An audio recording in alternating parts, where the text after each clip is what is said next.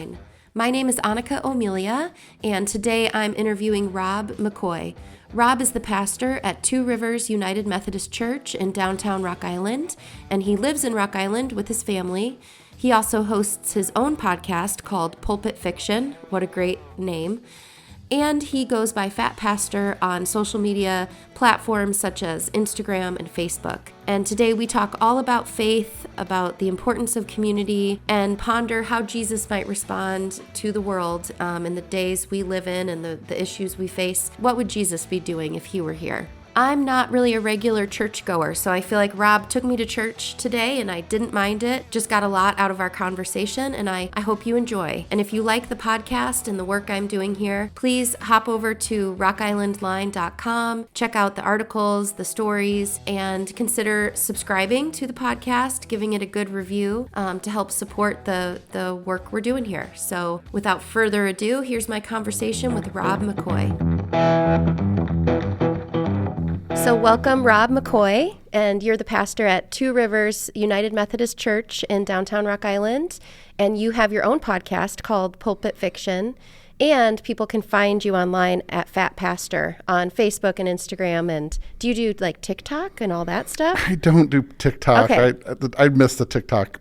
I'm a lurker on TikTok, but... Okay. So glad that you're here today, and thank you so much for joining me on the Rock Island Line. Yeah, it's my pleasure. It's an honor. I love the show, and the people that you've talked to are such interesting, amazing people. It's great to be part of that lineup. I'm honored. It's fun to realize how many cool, wonderful people there are in our community. You feel better just about the world and life and all that stuff. Yeah, and again, listening to your show has been great because I'm making all these connections in my mind. Like, oh, I know, Dr. Williams talking about school, and my wife's a teacher, and I know Adam and the work he's doing with Clock, and I know Laura, like Nest, did stuff at our church. Like it's just been fun, like making all these connections of all the amazing stuff that's happening in Rock Island and the area.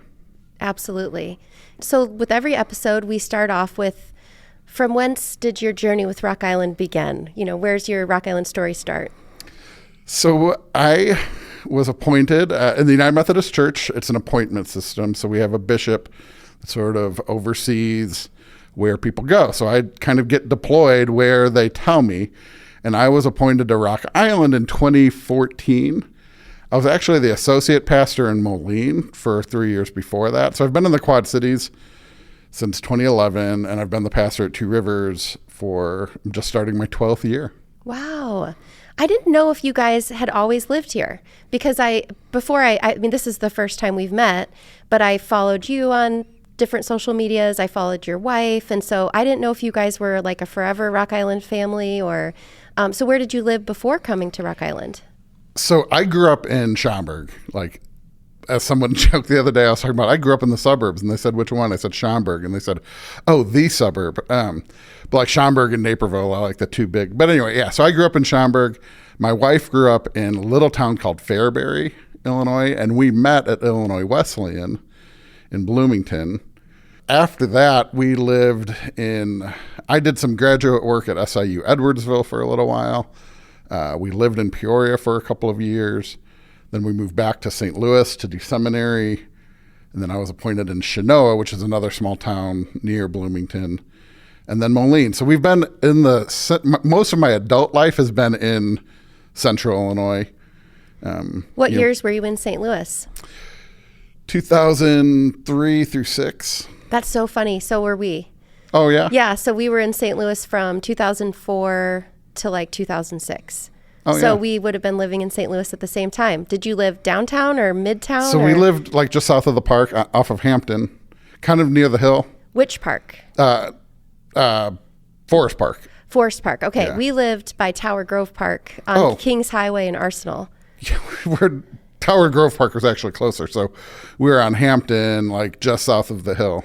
Okay, so we were we were within a couple miles. I mean, we played tennis at Tower Grove Park. Yeah, we probably lived really close to each other in the same. Absolutely. And when did you have your children? So we had children then when we moved to Chenoa. So Sarah actually got pregnant like right at the end of my seminary time. We graduated and then got appointed to Chenoa. So Ellie was born in Normal, Illinois, at the hospital in Normal when we were living in a little town called Chenoa. So you kind of moved to Rock Island with the family, and your kids were already, I mean, how old? So they would have been little ones, but... Yeah, so Ellie was second grade. So she started in the Rock Island schools in second grade. And then Lucy just has been only in Rock Island school. So I think she wasn't a kindergarten. I think the next year she was a kindergartner. So she's been in the Rock Island schools her whole life. And then Ellie just graduated Rock Island High School. And Lucy's a sophomore there. And I heard your oldest wants to go into journalism. Yeah. She's about to leave.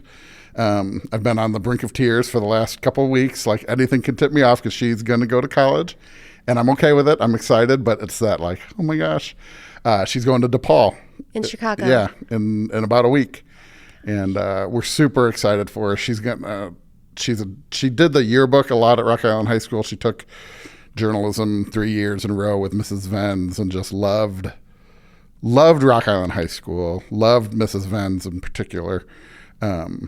And loved working on the yearbook and doing that kind of stuff. And so she's going to go do sports journalism, communications. That's so awesome. Again, I kind of feel like a stalker because we've never met. And I'm like, I know a lot about your child. I'm like, and she seems like such a cool kid. And just, you can see like her trajectory of being involved in the world and going out there to tell stories. And I think that's amazing. And that's exactly it. It's the storytelling. And that's where, my background before I went into ministry was journalism. I was going to be a sports writer, right? Mm-hmm. That was in college, I wrote a sports column every week. I wanted to tell stories. I'm a writer at heart. And the path of ministry kind of happened afterwards, but that storytelling, and it's still most of what I do. I think that's what religion and spirituality is storytelling, really. Storytelling in the world and like making meaning from what's going on in the world. And that's understanding that the stories we tell, the way we tell them, can actually have an impact on hearts and lives and change lives is a powerful thing to realize. And it's been fun watching her discover that because it's always been a part of my life. Yeah, that's so cool. You're passing it down to her through her, watching you probably and valuing what you do and taking on some of that for her own identity. And that's pretty powerful. So what was it like to come to the Quad Cities and then to settle in Rock Island? Had you heard about Rock Island before? Was it something? Not really, no. I mean, we knew so my wife went to Augustana for a trimester. So she knew, she started at Augustana and transferred immediately. Went home from Thanksgiving and didn't come back.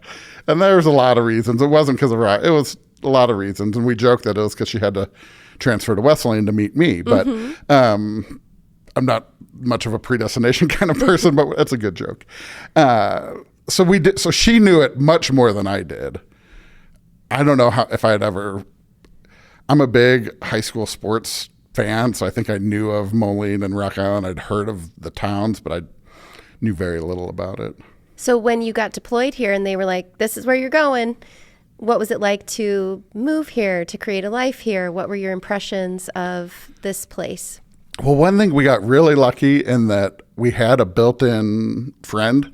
So my best friend from seminary, who I do my podcast with, we do Pulpit Fiction together. Eric is an Augustana grad. We met in seminary in St. Louis. We were already really good friends, and his sister lives here in Rock Island. So like, we kind of knew them, but not really well. But like when we moved in, we like already had some family like connection, and now they're like our best friends in the world, and we're like our chosen family. So we kind of got lucky in that aspect. But then it's just a matter of, we've loved and still do, the history that's here. I'm a history major. I like, it's such an old town. There's so much tradition. I was the 25th graduating class of my high school.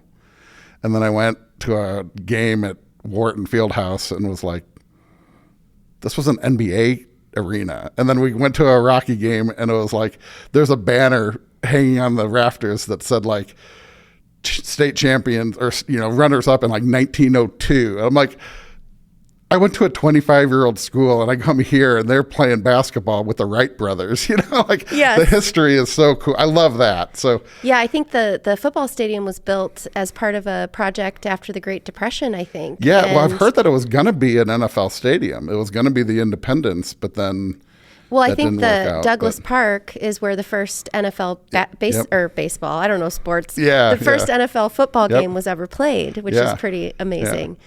But so you can tell that even just the indigenous people who lived here prior to, people from my family immigrating from Sweden, and it does feel like this land has so much history.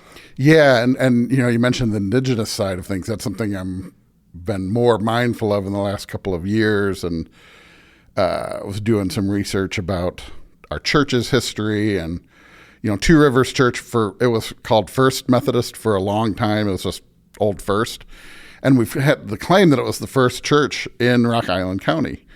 And we've done some studies, and it was started in like Mrs. Spencer's cabin, right? Spencer is such a name around here, Spencer Towers. And Spencer, and I'm like, that's so cool. It was the first church, and 1833, and like, that's really neat. That's something to be proud of. Like, we've got these deep roots.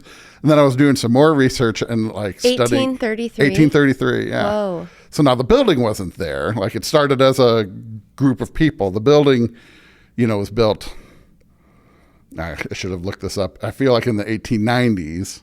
Still, that's like a long time ago. As a community of faith, it's the oldest one. And yet, so that's this cool, like, anchoring history. Then I was doing more research about the Native American peoples and about Black Hawk, and was like, the Black Hawk War and like the expulsion of Black Hawk happened in 1833.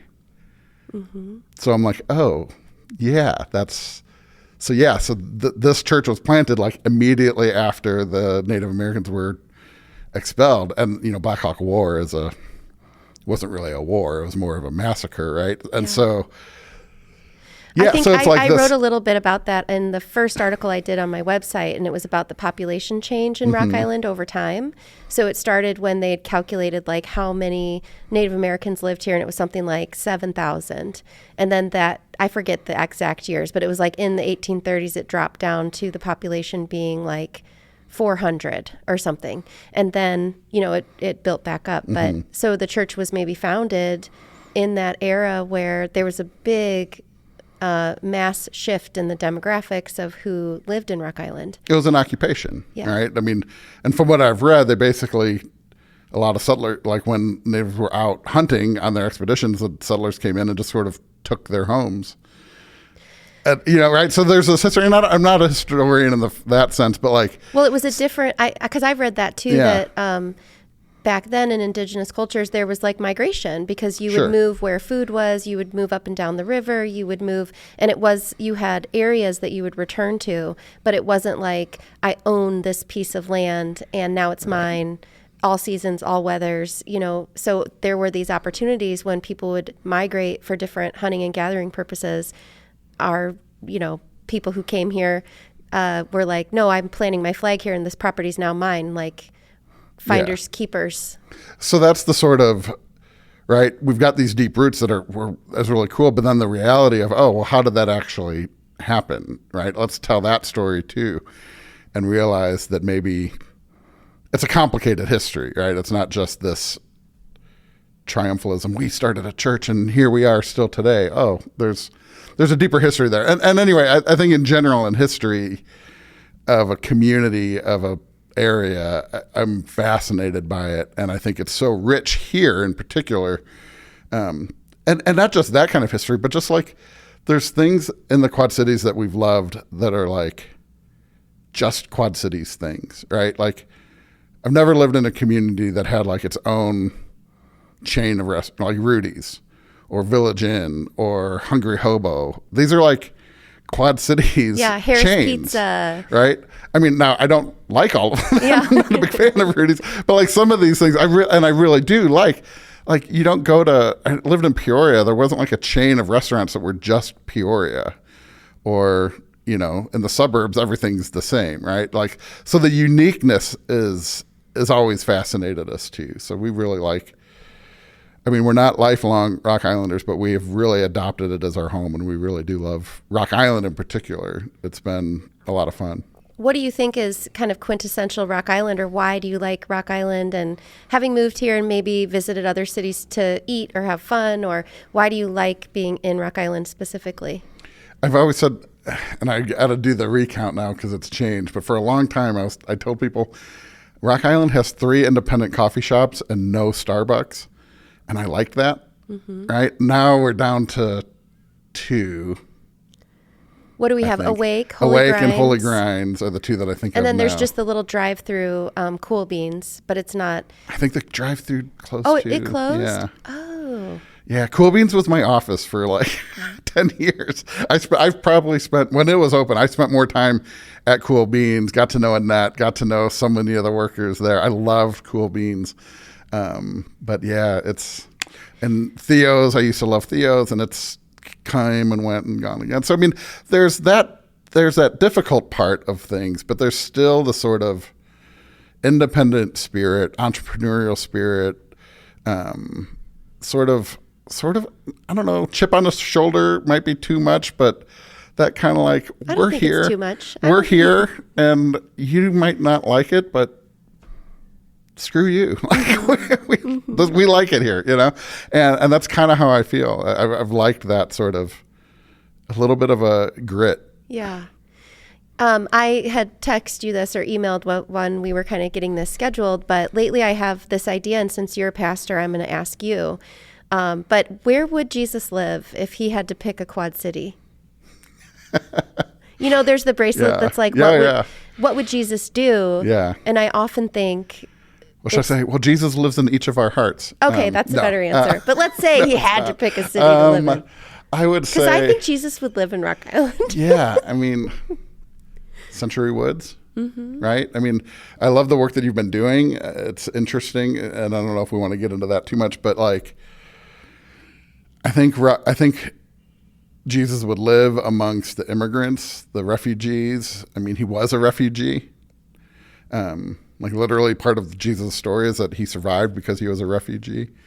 I think he would live walking amongst, you know, folks at Schwiebert Park. You know, I think he would live with people, right? And like, I don't know, you know, I'm not a realtor, so I don't know, but I think he would. If you were Jesus's realtor, what would you? Yeah, I mean, the grittiness of Rock Island and the diversity and the incredible mix of people and creativity and artistry and I think this would be a good fit for him. Because I'm, you know, I don't really go to church. I mean, I grew up going to church, to St. John's Lutheran Church, which is a beautiful, wonderful place. Mm-hmm. But I think for a lot of people in my generation, the idea of religion, and there's so much like hypocrisy in it, and the stories can be twisted to meet people's aim. Like the thing I liked most about church was, and I'll still cry. Every time I go to church, I feel like I cry because my dad would sing all the hymns at full volume. And I just grew up, you know, my dad every Sunday would say, "This is the day the Lord hath made, rejoice and be glad in it." So it's kind of cultural. Like you grow up with these, I'm Lutheran, I'm Swedish, you know, all that. My grandma sang hymns. So there's a big part of it that feels like family. And my parents still go and they take my kids. And there was so much of it. I mean, when I first read the Bible, I read it with a highlighter and was like judging it the whole time. Like, and in Christianity, that isn't as encouraged as it is in other faith traditions. Certain kinds of Christianity. Or certain kinds of Christianity. Because I can tell you can bring your highlighter and you can ask the questions and you can struggle with it. I mean, I'm doing, when we get together on Mondays for our Bible study at noon, we ask hard questions. And then I'll point to the, you know, there's 2 creation stories and they don't match up. Stories are important, and stories and fact aren't the same thing. Historicity of something doesn't make a story less true or powerful or valuable. And I think people hear the word story and they think, well, that's just a story. It must not be that important.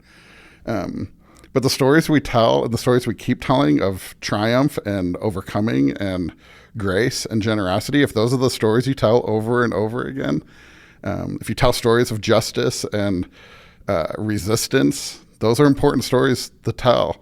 Now, did they happen exactly the way described all the time? I'm willing to wonder. I'm willing to question some of that. Yeah. But the power of the story is not in the historical exactness, the objective, certainly not in the objective science, right? There's no science in the Bible. But I think those stories, we read in our church, when we read scripture, after they're done, we say, this is the story of God's love for the people God loves. And people say, thanks be to God. And that's the response, because to me, that's what the Bible is. Now, that's also, there's some stories there when we say the story of God's love, really? Like, was that a story of love? But it's our job then to find it. Yeah. And, yeah. I think that's been really interesting for my husband and I, because he actually went to your church when he was a little boy, and so like we sent our oldest to confirmation, and then she'd come home and be like, well, today we read a story about how God got upset with everyone, so he just wiped out the entire population and like started over.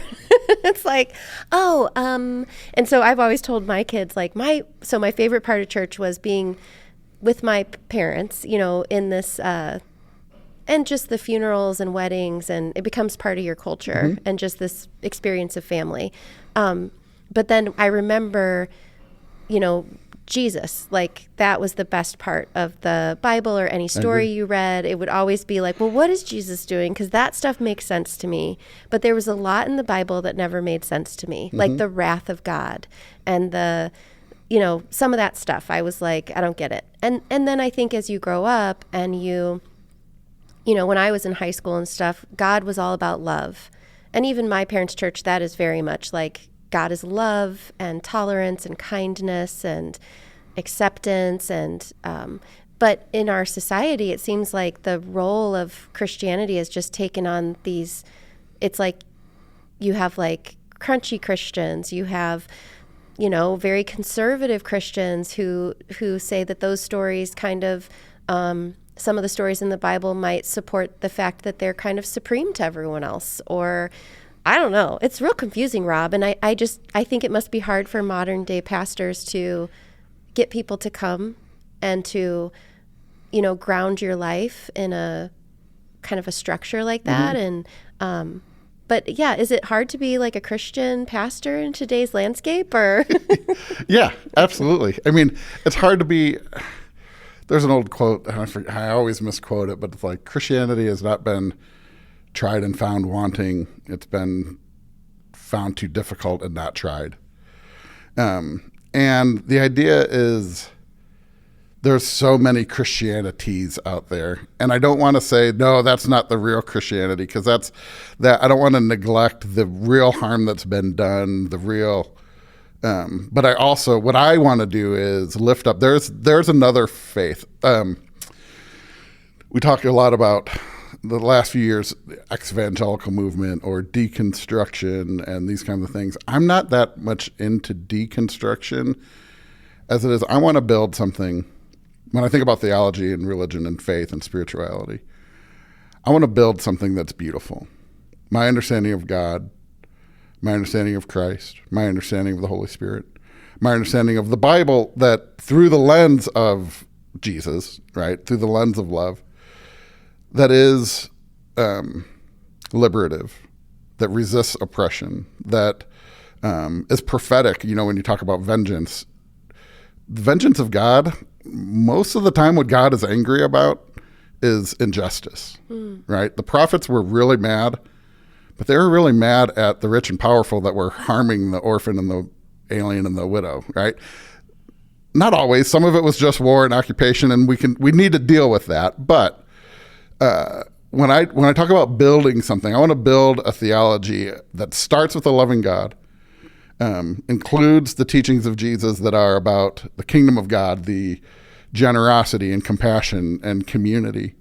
I want to build a church theology on coming to a place where you can lament, where you can complain, where you can not be okay, where we can talk about mental health and abuse and ask big questions, hard questions.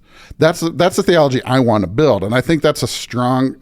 And then I found if you build that and you root your Bible knowledge in historical context and cultural awareness and all of these things, if you build that kind of theology, then the other theologies that I think are flimsy because they don't respond to tough questions very well. They don't respond to real life very well, to tragedy very well. Those things crumble. Mm-hmm. Now, some people really cling to them, right? People cling to easy answers. They cling to black and white. They cling to an understanding of God and faith. And it's not just Christianity, because fundamentalism runs through a lot of faith. And I'd say possibly through, Stalin was atheist too, right? So there's violent fundamentalisms that poison a lot of belief systems. But if you can hold on to, I lost my train of thought now.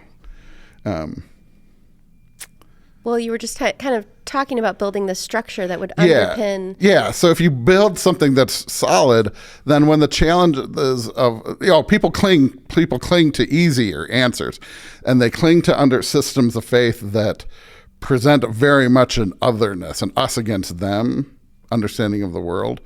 When you have that so strong, this us and them, then the them can be dehumanized, and the them can be, exploited, and the them, and then the scary thing and the really powerful thing is the themness, the dehumanization then in my heart is godly ordained, and that's really terrifying. Right? And so what I want to do is give people another way.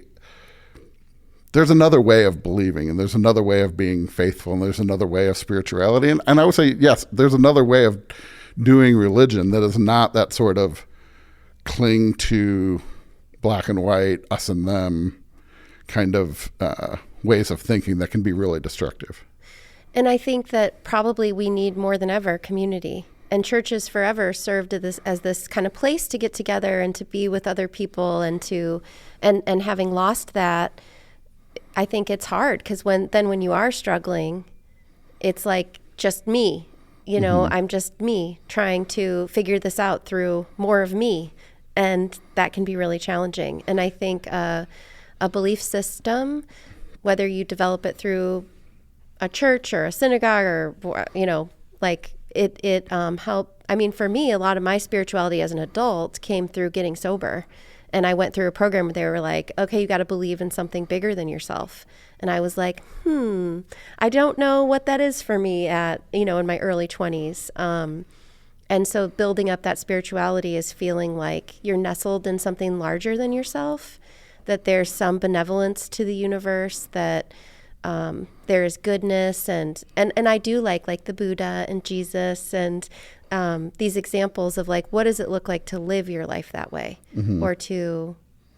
I think there's a decision people make about God very early on, not whether God is or isn't. That obviously is important, but even if you understand that there is a God, one of the most basic questions then is God a loving, benevolent God that's seeking healing and grace, or is God a God of justice and punishment and wanting everyone to act a certain way, right? And very broad brushstrokes, a loving God or a judging God, God of love and grace or God of justice. Now, it's not an either or, because to love is justice and love, I think, are closely related.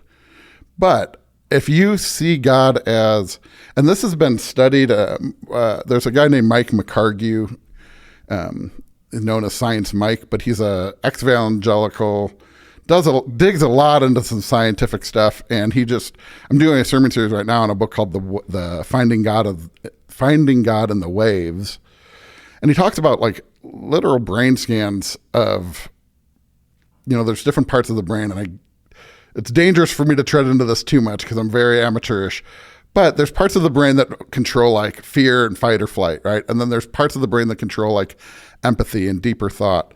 And people that hold on to this judgmental God ready to strike you down, that can serve a purpose. Like fear can be a strong motivator. It can keep you in line. It can keep you from doing some things that you shouldn't do. But ultimately, it also feeds your fear and anxiety, and it changes the way you understand the world. It changes the way you understand other people. It gives you a hermeneutic of suspicion, of distrust, a lens of, I've got to fear this thing, this person, this idea, this concept. But if you've got an understanding of God that's loving and graceful and yearning for invitation, that shifts the way you think about the world too, right? That means that I can be curious. I can learn, I can grow, right? And it, according to him and some of these studies, that they've literally done brain scans where people that live in a fearful God have more activity of that amygdala fight or flight response, as opposed to people that understand God as a loving God have thicker gray matter and like deeper connections and things like empathy and compassion grow. And it's a fascinating thing. And I'm not, don't hear me say, if people that do not believe in God, I think they can be absolutely compassionate and generous. And I don't think that a belief in God is the only way to being a good person. I'm not like that. Frankly, some of my atheist friends, I think I have more common and more values with than some people that I might claim siblinghood in Christ with because of where the rubber hits the road. But this division between how you understand God then changes how you interact, how you see the world. And sometimes it comes down to the difference between seeing somebody and being curious or seeing somebody and being fearful. I love your conversation, this last week with Christy about the third place. I think of Ted Lasso. Right? It's like one of my favorite shows ever. Be curious, right? Curiosity is such an important part of faith to me. Yeah. And life in general. But curiosity, people talk love over fear. Absolutely, sure. I think curiosity over fear might even be more important. I think that's so true. And again, like as an adult, I had my faith of childhood and then my spirituality, faith of adulthood. And it always came through curiosity, question asking. And I think I'm more in the camp of benevolence and love, and almost like if you had a radio that you were trying to find the right station. And when you're filled with fear and anxiety and kind of a lot of almost occupied with self, in a self-centered way. Not that that's bad, but just, anxiety, even like, what am I going to do about this? What am I going to do about that? What are these people doing? That feels like the radio station's all fuzzy. And that sometimes in life you have these moments where it just feels clear. And usually that's this feeling of openness and curiosity and calm. And a big part of my journey as an adult has been trying to tap into that and doing that through a sense of faith or belief in something bigger than myself. Or because in the periods where I believed in kind of nothing, it was hard. Like, it's hard to believe in nothing. I feel for the people who, my husband's kind of agnostic and he's just chill though. So maybe it's like when your life goes really wrong and then you really need faith to kind of pull you through that. I'm really rambling. I'm not articulate talking about religion or God or any of that stuff. And that's okay. Like, you don't have to be like. Yeah. My dad used to say when I was little, because he was Lutheran, like my grandma on his side would literally be like, ask us regularly, have you accepted Jesus Christ as your personal savior? And by the time before she had died, I almost was encouraged to I wanted to lie to her because I didn't want her dying thinking that I wouldn't get to see her again or, and so I'd say, oh, I love Jesus, Grandma. And I want to live like Jesus. But I don't believe he's the only way to get to heaven because that means kids in other countries who are starving to death and never heard his name. I don't believe they're going to hell. And my grandma was super cool. She'd kind of get into it with you. But my dad also read the Tao. And so he went through this phase where, he was quoting the Tao all the time. And he would say, those who say don't know, those who know don't say. And this kind of, you can kind of feel it when you're oh, that's God or whatever my God is. And, it just, I think is helpful in this world to also rest in a perspective of there is something bigger at work than just you and your little being, justice and whatever that is. You don't have to exact it all either because something bigger is at play here. And this could just be a tiny window of what we experience. And so I kind of believe in everything. I'm karma, energy, astrology, Jesus, the Buddha. Yeah, I mean, and for me, church is the place where you can come together and just be in that community. Yeah. Right? We're not going to line up all our, there's a lot of overlap, but we're not this isn't a set of things that you have to believe to enter into. There's no list of, there's some fundamental truth that we might share, but it's an invitation to come in conversation all the time. And when, for me, weekly worship gathering like that, it provides some regularity, some structure in life. You know what's coming, you know what's there. You have prayers that are familiar. There is a depth in knowing that we're going to read something that's been read for 2,000 years, right? We're going to sing a song that's been sung for generations. There's a connectivity, in time that we're gathering in this place that has been a place where infants have been baptized and people have been married and people have died. But also it's a place where people have struggled. And to be honest, that it's also been a place that has done harm. And let's be real about that. There have been people harmed by Christianity, by the church, by exclusive understandings, by what I've come to realize are misreadings of the scripture. You talk about, women who were trapped in abusive relationships for so long, under the misreading of, you need, this is a cross that you shall bear, right? Or, submitting to your husband or these kinds of things. There are atrocities of race and racism that are built into American Christianity in particular, that were built on systems of less than. There are parts of the Bible that you can point to support slavery and all sorts of oppressions. There has been great harm done to LGBTQ people for who they love, right? And I don't want to excuse any of that. I want to speak to it and say, yes, this has happened. But again, I'm building something else, right? So I want to build a theology and an understanding of the Bible. And some people say, well, you're cherry picking. I'm well, guess what? Everybody does. There's nobody that doesn't cherry pick the Bible. So you can either discount it all, which I get. If people have turned away from it, I understand. But I'm actually honest about it. So I'm going to build something that is, because you might point to wives submit to your husbands, but I'm going to point to mutually submit and love each other with mutual submission, right? You might point to, women shouldn't speak up in church, but I'm going to point to Paul calling women apostles. You might point to a Leviticus saying, a woman should not lie, or a man should not lie with a man. But I'm going to point to the Ethiopian eunuch, who was other in every way, in race, by sex, by gender, by everything. And yet, when he said, what prevents me from being baptized, the answer was nothing. Well, and isn't it probably true that as all those books were being put together to be the Bible, there's stories from all sorts of different people and prophets, and I'm like an idiot about this stuff. And I mean, if you think about someone going through the Smithsonian right now to say, here's the history we're going to include, and here's the history that we won't, or ChatGPT deciding which articles to highlight and which ones not to.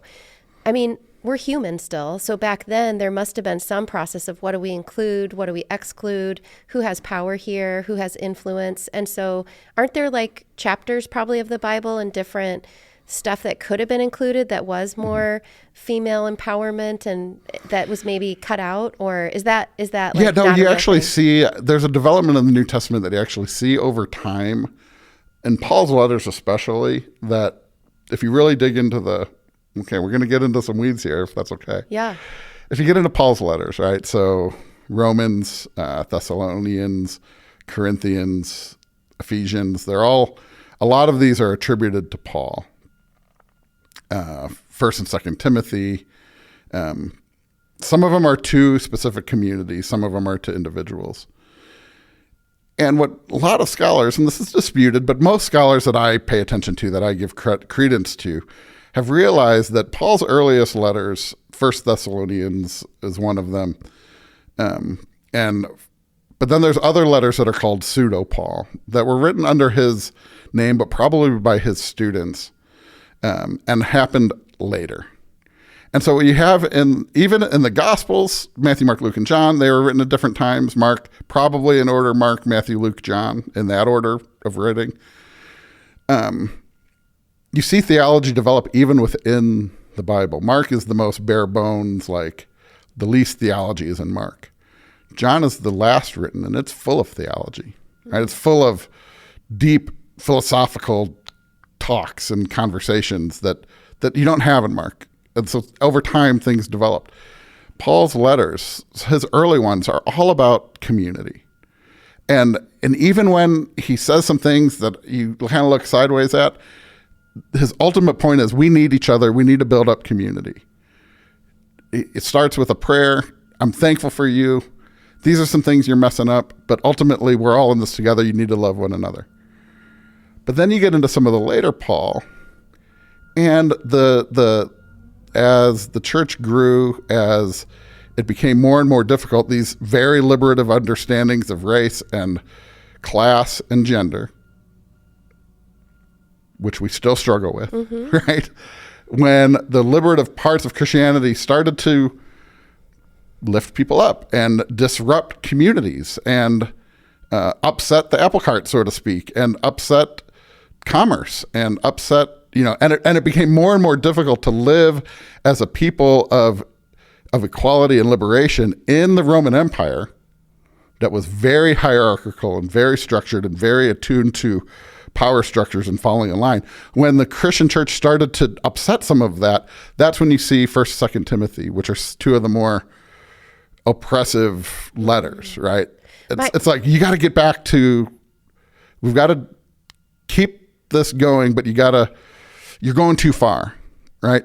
And so you see, even within the Bible, you see development. And that's not even to mention the extra canonical writings that were inspired by Christ, right?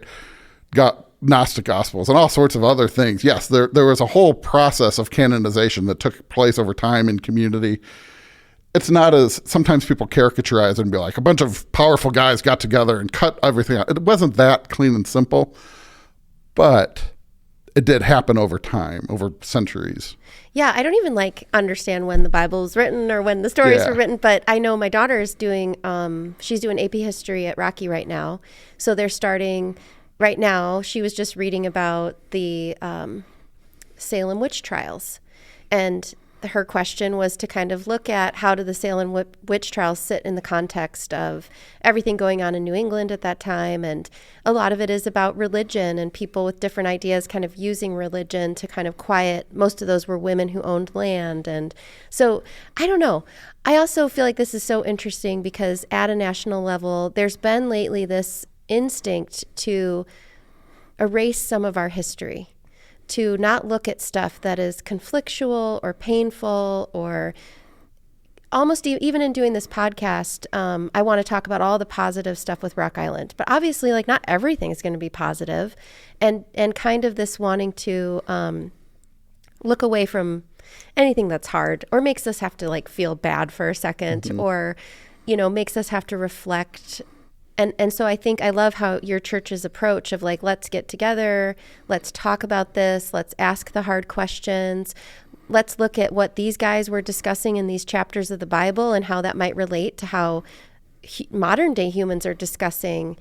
And you have one group that's like, more liberal, and one group that there's a swing to that. And it's like, no, now Timothy's got to get super oppressive, and, kind of how we're still peopling, and we're so imperfect, and it's so messy. And people who are in power get to like lay down history in a way. Or maybe someday robots will just do it. I don't know. But it's so fascinating. Yeah. Yeah. I mean, and I think all of the Bible you've got to read from the perspective of this is stories for people that were not powerful. Nothing written in the Bible was written by somebody very powerful. Because Israel was always a very small kingdom in between mega superpowers, Assyria, Egypt. The early Christians were operating under Rome, under an imperial culture of, controlling the bread and circuses. And, the Pax Romana, the peace of Rome was great. And it helped, build roads and made the Colosseum a great place to gather. And they had great shows and great football games there.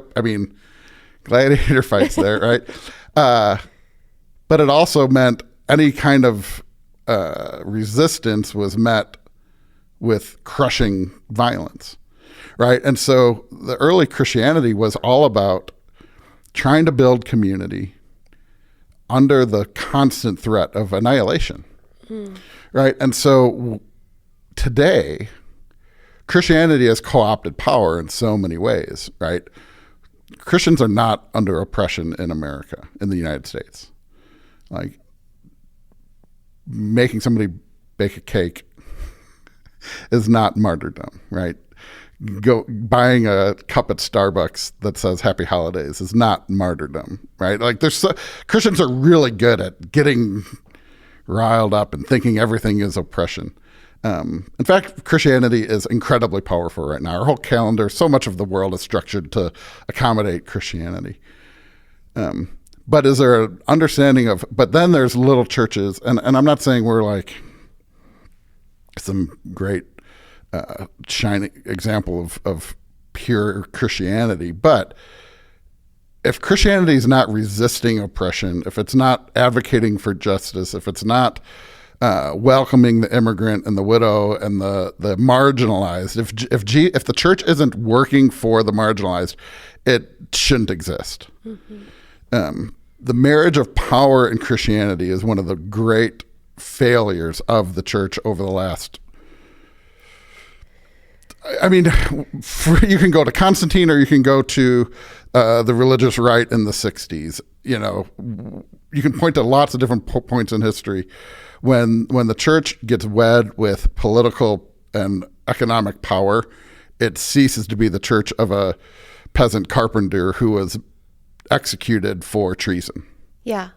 That's, I think, what turned me off from Christianity. And I have Christians in my family who I love as human beings, but I'm like, is that Christianity? Like, it seems very much, if I'm doing so well, it must be because God really loves me and wants me to keep all of this. And people who don't have this, almost like God must not love them. And that's why they are struggling so much. And it just, in my mind, like the things I heard growing up in church or the things my parents told me about Jesus, it's just, they don't match up. And so, because there's kind of like we have like Christian leadership right now at a national level. No, we don't. Well, I mean, it doesn't feel Christian, but that's how it's talked about. No, it's I know.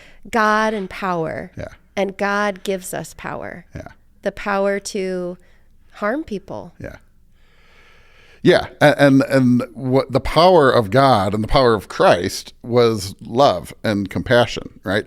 The power of Jesus was highest exemplified when he allowed himself to be crucified, right? When he was executed by the empire.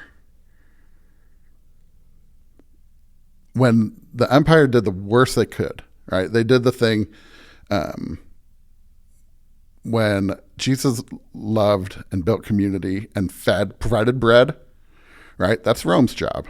When he provided, when he healed, no, that's somebody else's job, right? When he welcomed women and children, wait, I don't know if we should be treating them on the same standards. When he crossed national borders and went into Samaria and told stories about foreigners that were actually good people, wait a second, that's not what we should be doing, right?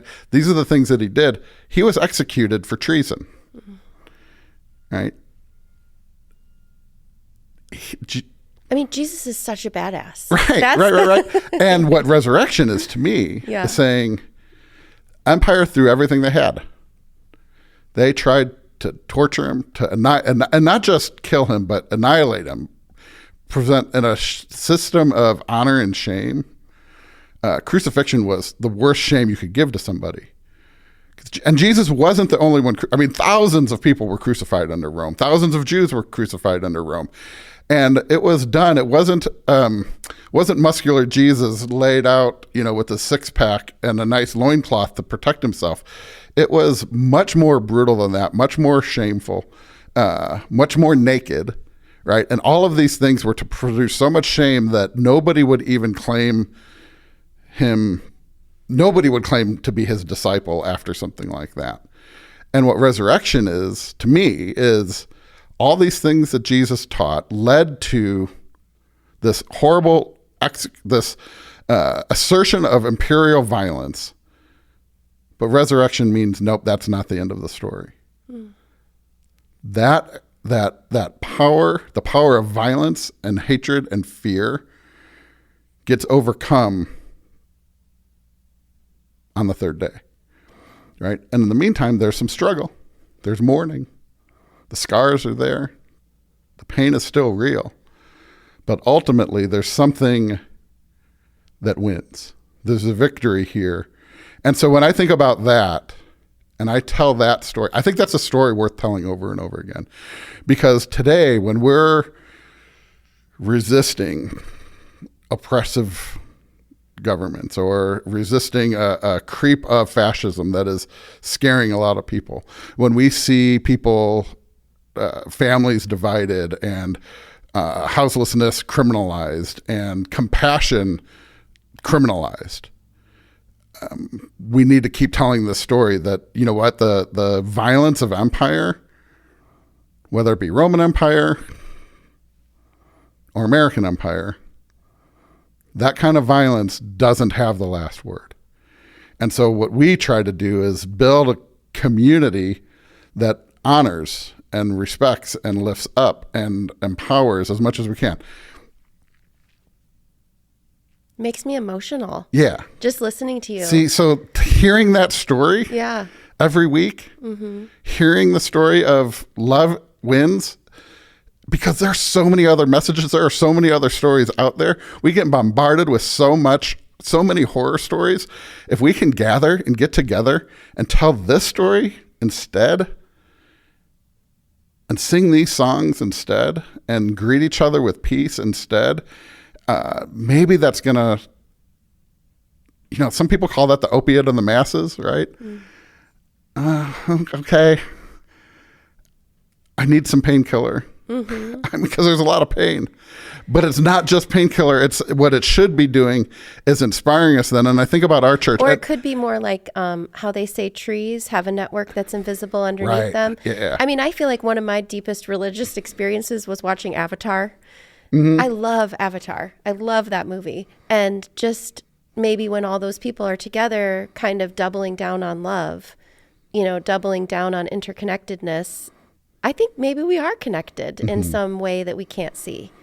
Like your hand, if you put your hand under a table and your 5 fingers were on top of the table, you'd see it as 5 distinct things, but that we are interconnected and feel each other's pain and feel each other's joy. And so being in that space and having that a bunch of people together exuding, like the Care Bears, holding hands and shooting love out of their hearts. Yeah, and that's fuel for resistance. That's fuel for hope. Hope is an incredibly powerful thing, and I think for me, the best way of having hope is to keep getting together and telling each other we have hope. And it's not some sort of, pie in the sky idealistic understanding. Because if you're not also then doing the work of advocacy, of, showing up at meetings, showing up at marches, opening up our kitchen to feed people, if you're not also doing those things, then it's empty, right? Then it is just sort of, let's get together and feel good about each other.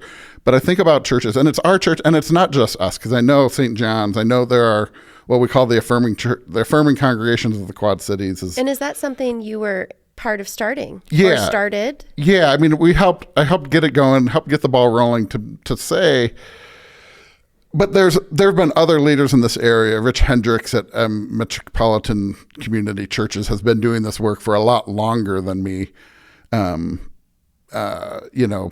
St. John's has been a church that's been open and affirming for a lot longer. But these congregations basically were saying now, like, it's not just this understanding of God and this understanding that affirms LGBTQ people, that embraces immigrants and diversity and wants to advocate for justice in the world. This is not some sort of small niche thing, right?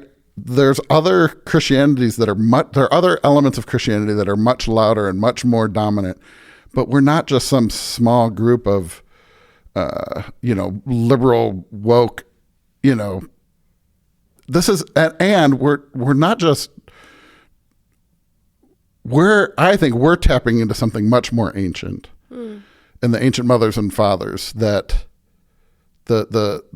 were not about the exclusive clinging to power, but instead we're about embracing an openness, a universal Christ, a universal openness, a universal generosity, a gentleness of spirit that is much more ancient than the sort of modern, highly politicized, very angry, very powerful thing that happened. Honestly, if you dig into some history, a lot of it happened in the 60s as a response to the civil rights movement, which was fueled in large part by churches. I mean, Martin Luther King was a pastor first. Yeah. Right? Was also resisted by a lot of churches, so I don't want to pretend that wasn't real. But when white Christians started to be fearful that they were losing their power, they found allies in Richard Nixon, and they found allies in Jerry Falwell, and they made these alliances that found a couple really important topics that would get to people's emotions and drive a wedge. Yeah, kind of using division and fear. Yeah. Have you ever read Paradise Lost? No. Okay. I had to write a paper on it in high school. And Mr. Milton, if he's listening, he gave me a B+, and it meant that I wasn't the valedictorian. I'm still, but I thought I wrote like the best paper ever, because it's like the angel falls, and it's I don't believe in hell. Like, I just don't. I do not believe in hell at all. But that this idea that hell could be actually what we are right now. It's like maybe a representation of the furthest separated from love and connection and whatever I imagine God to feel like, that when we're human, like, we are the most separated. And so that was my concept of hell. Like, nobody goes to hell. We're probably living in it, and it's some sort of not a test, but like, how do you do in hell? Like, because you're the most disconnected. You can be filled with fear and pain, and so many human emotions are so difficult to deal with. But I see that as like separation from God, is like human fear of another human. That's got to be the feeling of being very separated from God, because I don't think God would fear any human. Or I don't know. Maybe that doesn't make sense, but no, I mean, there's so many understandings of hell that are varied, and I mean, we don't have to talk about hell. I just think what's worse than when Jesus talked about someone else must be what hell feels like. I mean, one of the things, absolutely. Like, separation from love is hell. Yes. Right? And I don't think you have to invent some mystical, magical place of torture to imagine what hell is, because you can experience it when any of our cities, right? I mean, in neighborhoods and homes, in people's own heart. When you isolation, when you experience, that kind of isolation and exclusion is a form of hell. Deep, deep poverty, when that kind of lingering suffering, that kind of pain is a hell. You don't need to invent something. I've told people, and I've preached it, I mean, the idea of heaven and hell, if I was going to list 100 things of why I follow Christ, I don't think heaven and hell would make the list. Yeah. Right? I have very little concern about what happens after I die. Yeah. Eternal punishment or eternal reward is not, because if you're just doing things to be rewarded or to avoid punishment, then why are you doing it, right? That's the fearful God that's going to punish. And it can work. It can keep people in line. Yeah. But that's not a loving embrace. That's not a vulnerability. That's not a real relationship, right? I follow Christ because Christ has compelled me and strengthened me and empowered me to see the world in through a loving way. And I want to tell that story to as many people as I can. And if they want to follow, awesome. If they find another way, fine. I'm okay with that. You don't have to be wrong for me to be right. Yeah. Your understanding of whether you understand Muhammad or, like we've talked about, if you find peace and contentment and love through that, awesome. Yeah. But I'm going to tell you what I've found, and I'm going to invite you to walk with me. And I think we could have some fun along the way. And even if you say, you know what, I'm with you until, okay, come along until. Yeah. And you know what? I'll follow you sometimes too. And that's the key, the humility to say, I don't have it all figured out. I'll try your path for a little while. And I'm confident my convictions are strong enough to not be threatened. Right? Faith, a lot of people say faith, the opposite of faith is doubt. I think the opposite of faith is certainty. There's very few things more dangerous in this world than someone who's certain. Yeah, when I was trying to get sober, and it was like, well, you have to find a God if you're going to stay sober. And someone had said to me, what about this idea that, I think I might have already said this, but there is a God, I'm not it. That's enough of That's a door. a good place to start. A good place to start. If there is a God, I sure as heck am not it. And so, looking at the stars, looking at nature, even just a willingness to believe that maybe there's something bigger than yourself is an opening to peace and serenity, because when you feel like you have to be in charge of the universe, that's a very anxious way to live. Mm-hmm. And I'm a therapist, and over the years, 20 years of being a therapist, I think one disservice of therapy sometimes can be that we're really good at helping an individual exert more and more personal control and kind of over their own life. Like, we help people figure themselves. It's a valuable, wonderful tool in the toolbox. And you can incorporate faith and all that stuff into it. But it is very individualistic. So as you're trying to, as you're wrestling with fertility, as you're dealing with grief, as you're trying to change jobs or dealing with depression or anxiety, I feel like in our culture in general, there's just a lot that's on our shoulders.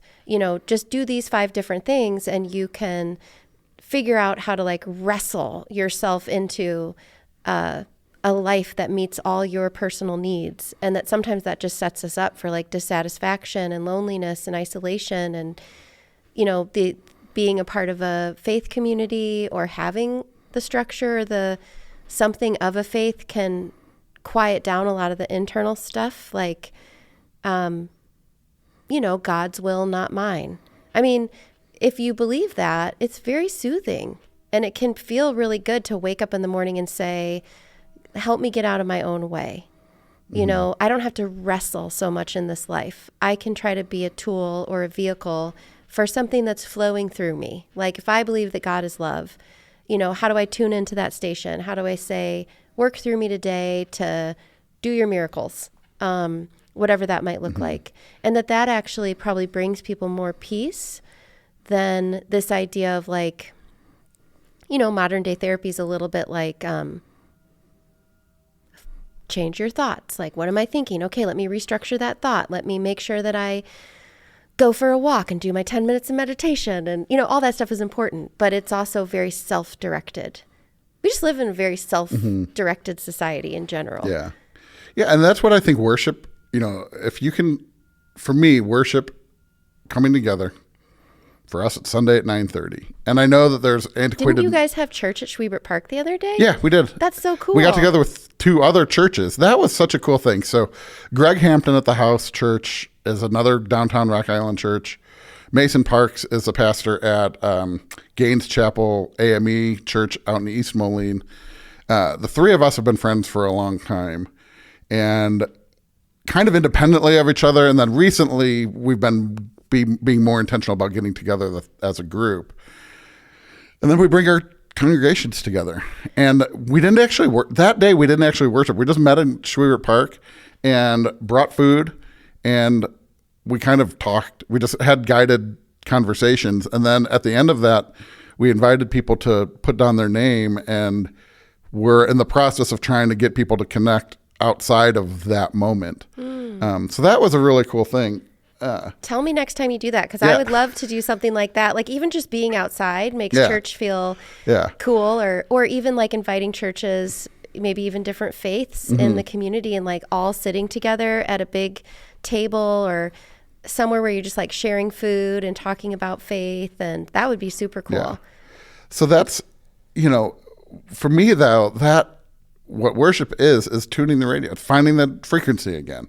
Because over the course of the week, there's a lot of things that nudge it, right? Like that get you out of tune, that get you out of sync. And if we can come back together and retune, that's going to help. I think that's a helpful thing in my life. And church, too much of church, I believe, has become the sort of fallen into the same traps of like consumer culture of we've got to put on a really good show that people enjoy, that gets you going, and then and so much effort is into that, right? To me, worship is retuning. Like worship is practice, right?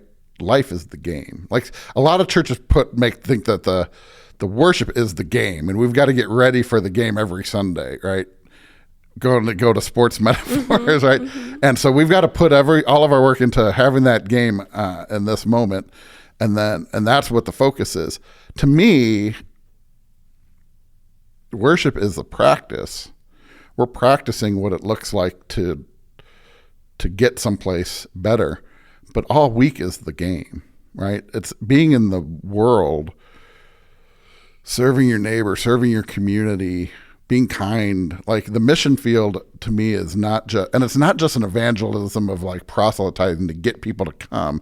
It's you're going to, I think about our little congregation, how many of us are working for healthcare fields, or doing justice work, or volunteering other places, or in education fields, or doing things that are serving others. And hopefully, a lot of us are retired too, or doing things that are, can you go out in the world and do good in the world?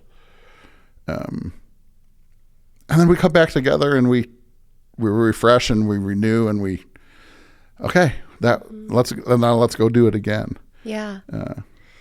I like that analogy. It's just a kind of touching base with yourself, retooling, getting a little grounded, recommitting to the way that you want to show up in the world, kind of checking yourself if you've been full of frustration, or and having a community of people who are there trying to do the same thing. And they're happy you're there. Yeah. And they miss you if you're not. Yes. Right? I mean, so many people that's how I feel like when I right? do go with my kids to church, and they've made relationships, and I'm always struck by how much all the congregants there like love my kids, or if my kids have had health things, they're all praying for them. And I'm just so, Jim and I, like our Sunday mornings are just so special to us because we work all week. I think that is like probably the story of a lot of people our age. It's like, oh, Sunday mornings, that's when we get to chill on the couch for a second and drink some coffee. And if my parents will take the kids to church, like that is our foundation of our family. And when we like really connect or we're running around doing stuff, but yeah, I mean, humanity, it's like we church on Friday night. Yeah. We've run ourselves ragged in so many ways, right? Yeah. And claiming Sabbath, right? And you might not name it that, but God commanded us to take Sabbath, right? Like Sabbath of rest. People, I feel guilty about not doing anything. Now, Sabbath rest is really important. It is doing something, right?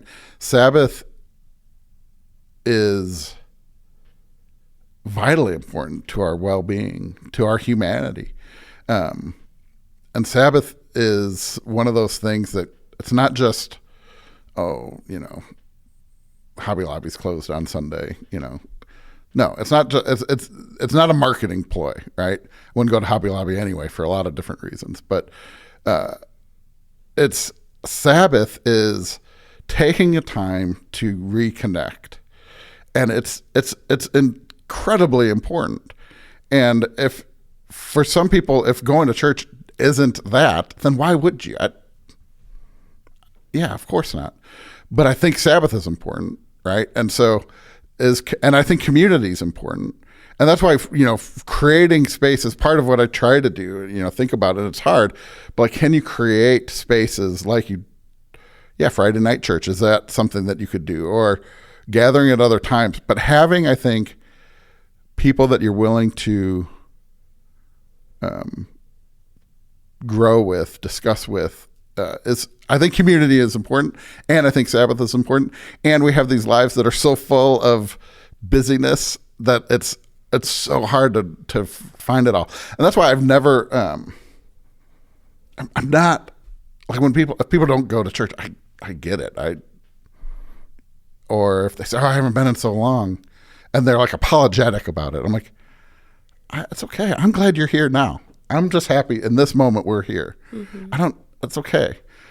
You're not judging them. Yeah, I'm like, oh, where have you been? It's been a little while, and here's the problem. Some people might, because we're not perfect. And there's still some people that might, or jokingly say it. And, people say uncaring things sometimes, or they say things that, and churches are not perfect, right? And our church is not perfect. There are people that might say something they think is well-meaning, but is received negatively, or they might, we might forget somebody and you never know, do I reach out? Mm-hmm. And then it's nagging, or if you don't reach out, then you forgot about me, right? And like, so no community is perfect. I try not to use the metaphor of family, because I don't think that's always helpful. Feel good to everyone, or there could be different things that have happened in families. Yeah, but I think community, because we're not family, right? I mean, we should treat each other with respect and care and dignity, and again, acknowledging how we have failed that in the past, and I think especially of, LGBTQ kids, like so much of what I'm trying to create now in the church and with our affirming congregations, and because it's not just me, it's Santina Poor at Hope, it's Tyler Yost at Church of Peace, it's Rich Hendricks at MCC, it's I shouldn't have started that because now I'm going to forget folks. It's Lindsay Svetlik, right? Yeah. There's and we're trying to create a place where, and I listened to like Adam's interview, and I think about, and I don't want to talk about him when he's not here. I just think about people that struggle. Mm. There's enough struggle in the world. I don't want to add on. I don't want to do, the Methodist Church, we have 3 simple rules. The first, do no harm. And I think about how much harm churches have done, especially to little queer kids. Yeah.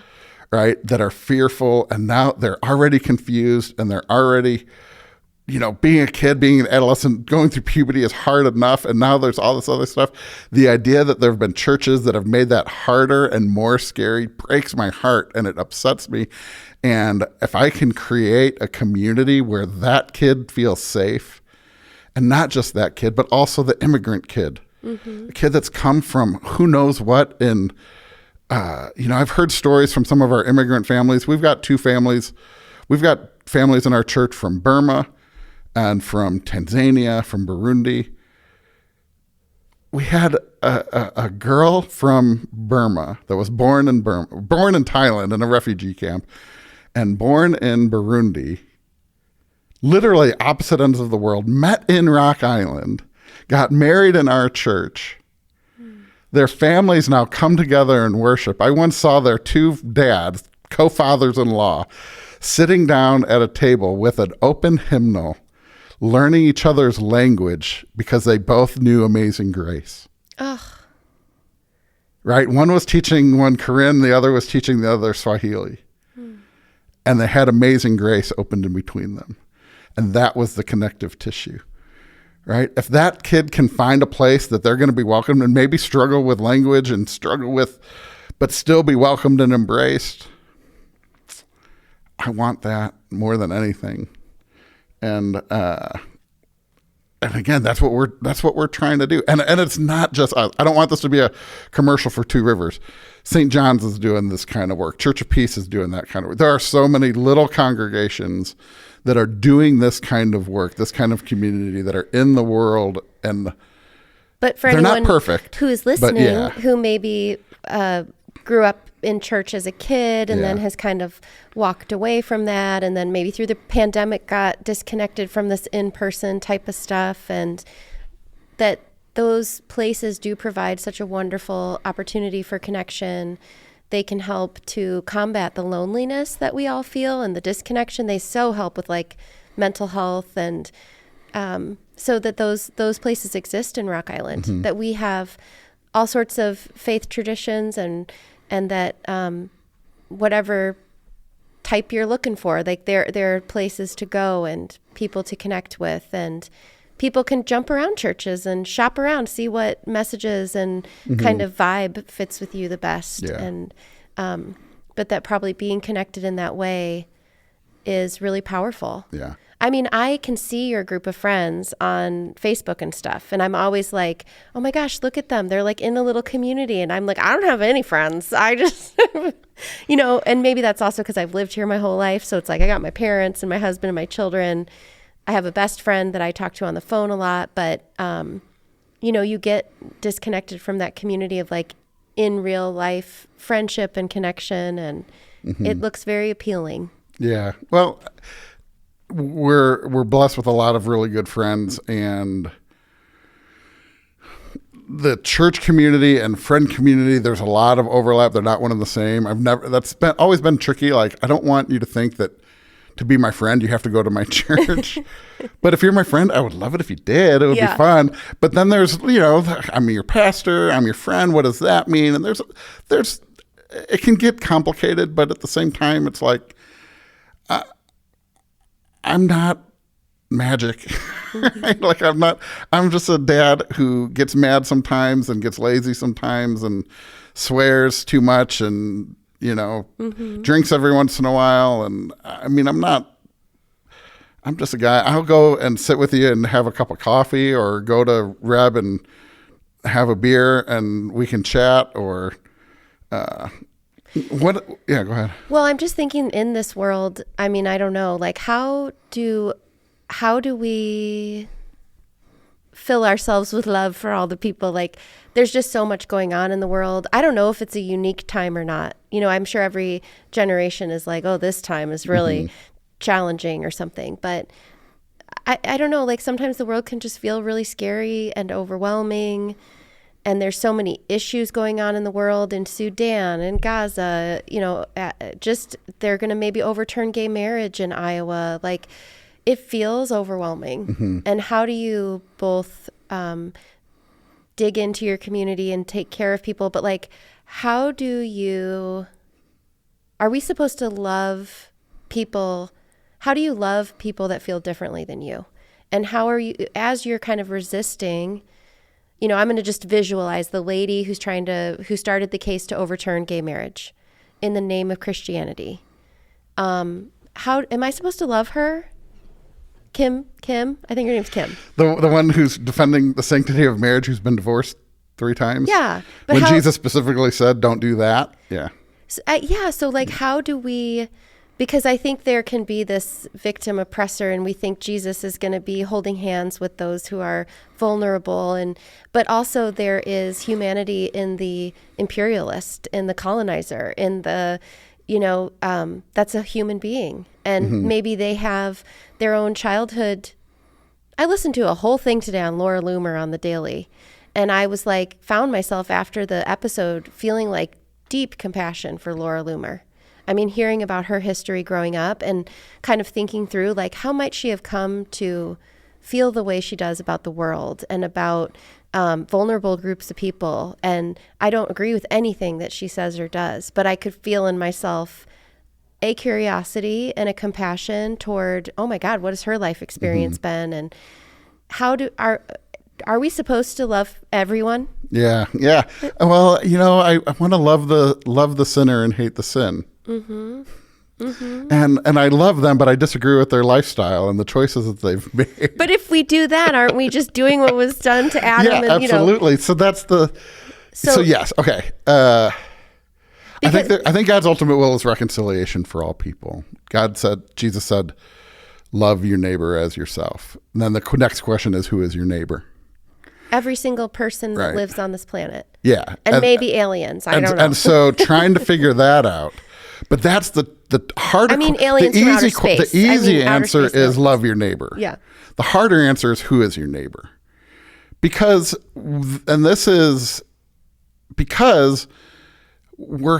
were on one level, and I was just listening to a podcast about they call it trolleyology, right? Like deep philosophical questions. And like my neighbor, we're evolved to care about the people in our circle. And that's normal. You can't be human and care as much about somebody on the other side of the world as you do the people in your circle.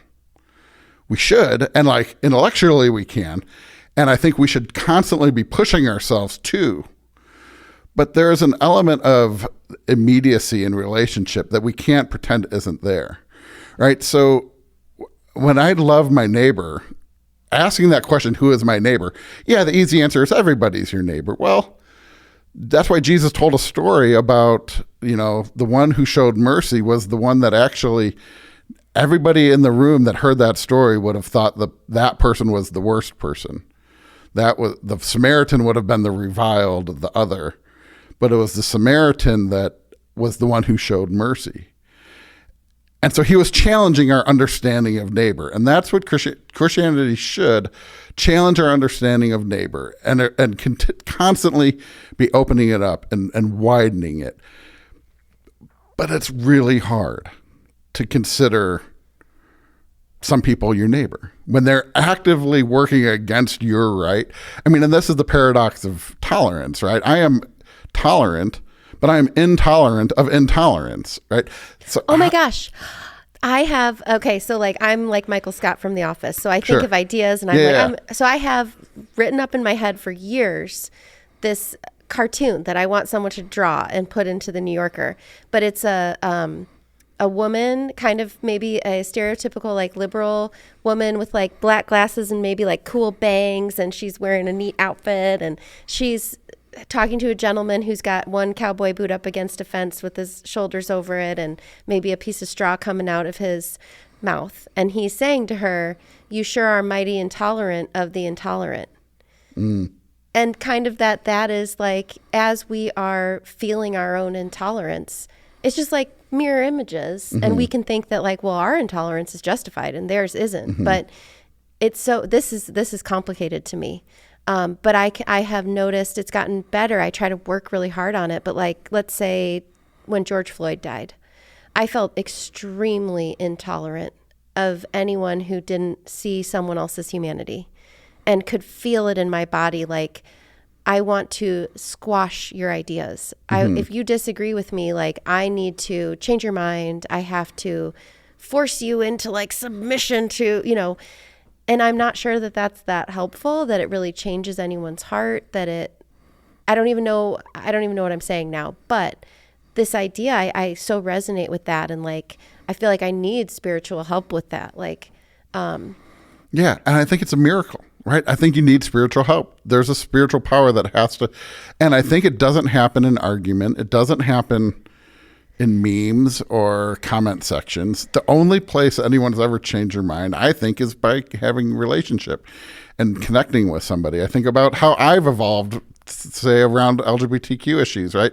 I was taught a certain thing over the years, but the thing that changed me the most was my friend who came out to me, who I still loved, and realized, well, nothing's actually changed here, right? But until I had that experience, and lots of people have had that experience and it didn't happen, but it's not going to happen without relationship. And I think we can think globally in ways to advocate and ways to organize, and that's important. So we organize like-minded people, and we try to pull the levers of power that matter. And I think a Christian should be doing those things. And so we should be organizing and marching and petitioning and doing all these things. And we can't give up on your friend who with a red hat, right? Because you might need to. Who's my friend with the red hat? I don't know. Oh, just okay. generally, right? Like, I didn't know you were talking about someone not we you referenced. specifically, Okay. but like in general, right? You can't Yes. give up on somebody that you disagree with, because if you do, where do they go? Yeah. To others, right? That will feed the cycle and feed the so if we can stay in relationship and if you can't, right? So this is part of what allyship to me is, right? Being a big, white, middle-aged, middle-class man, I'm not in danger in very many places. So I can use what I can in these places of privilege as much as I can. But then I can also try to stay in contact in the micro level, in the interpersonal stuff. I can keep praying for people. I can still have a conversation with somebody. I can still challenge people here and there, either online or face to face. And I think so. I don't think we let go of those people with whom we disagree, with whom our values seem to clash so distinctly, because ultimately they're decolonization, tearing down patriarchal systems, this kind of stuff does liberate everybody in the end. And I think and understanding the stories that people are comfortable in, I think, is really important to help them. In my own sense, I'm not going to argue with them, but if I can understand where they're coming from, then I've at least got a chance to provide alternatives. Yeah. And I think a fear for everyone is just like, you tear down one patriarchy, you just set up another one. So the humanness of us, I think people who have been maybe leaders in a patriarchy may have some fear that when this system is torn down, what will happen to me? Mm-hmm. Because there hasn't been a lot of compassion. Because I'll see people screaming at J.D. Vance and I'm also like, ooh, I don't like that either. Like, I don't like it when it's like, F you, and basically like, if I ever had the chance to be in power over you, I would crush you. Right. And that's because it's happened, right? We've seen that play out. Yeah. Lots of countries where there's a revolution that they just flip, right? The oppressed becomes the oppressor, and it happens all the time. I mean, that's part of why I love the Hunger Games. Yeah. Right? Because it explains that, I think, really powerfully, and like it's bleak. I also love the Hunger right? Games. Because that's, I mean, I know people that are like, oh, I hate the last movie. I'm like, well, that was the whole point. Right? Like the ones that once you break the chains, you often put the chains right back on. I don't even want to talk about Game of Thrones because I don't know if you got into that series. But I'm sorry. Anybody That was one of the most devastating days of my life, was the series finale of that show. But then I rewatched it and I was like, oh, we knew who she was all along. It shouldn't have been a surprise. It shouldn't have been a surprise. I mean, I've even had conversations with friends of mine that are like, the patriarchy has to die, and kind of this idea that all these old white men just need to die off and die out. And, but there's something in that language that is like still violent. I don't know. So I actually was like super into the George Floyd stuff. And then I got not canceled or anything, but I didn't agree with like violence. Like, I'm very much a nonviolent person. I don't know. And I had people kind of come at me and be like, but that's because you're privileged, so you've never been in a place to need to use violence in order to, obviously we would use violence if someone was like, but to preemptively go out and hurt someone in order to send a message about, I could never get on board with like violence against a police officer, like just for the point of I don't know. So it just, because I think then you're talking about a system that is still going to perpetuate the same structures. It's just going to be different people pulling the strings.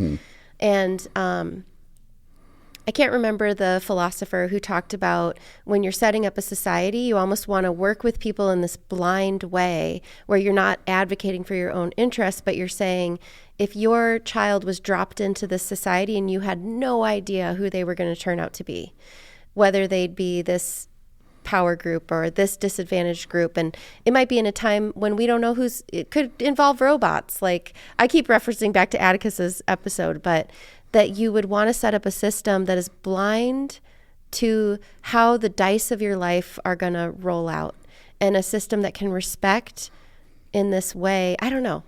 And not to bring it back. So here's the thing. This to me is what the kingdom of God is that place where what Jesus did was present this third way, right? There is those who wanted violent overthrow of Rome, and there were some that just wanted the status quo of Rome. And those seem to be oppositional forces, right? You could either just abide and capitulate and kowtow to the emperor and worship the emperor, or you could want violent overthrow and insurrection. And what Jesus offered was a third way of saying, no, I'm not participating in that, and I'm also not participating in that. Oh. And is that what to me what Christianity should be, and I think you might argue a lot of religion, is can we create something that is not this violent system, and it's also not this violent overthrow? Is there a peaceful nonviolence? Is there a non-aggression? Is there a community building that is based on generosity and plenty, not based on an economic of plenty, not an economic of scarcity, a power structure of mutuality, not a power structure of hierarchy? And that's real. That to me is the ultimate vision of what we're supposed to be going toward. It's really hard for me to see it because I still live in these systems.